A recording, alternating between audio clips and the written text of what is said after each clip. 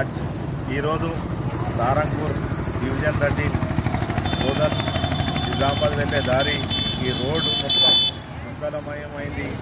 ఎన్నిసార్లు అధికారులకు కూడా చెప్తున్నాం, న్యూస్లో ఇచ్చినాం, కలెక్టర్ గారికి కూడా రిప్రజెంటేషన్ ఇచ్చినాం, కానీ ఎవరు పట్టించుకుంటలేరు. దునియా యాక్సిడెంట్లు అవుతున్నాయి, ప్రాణాలు పోతున్నాయి, కాలు చేతులు ఇరుగుతున్నాయి, కానీ ఎవరు పట్టించుకుంటలేరు.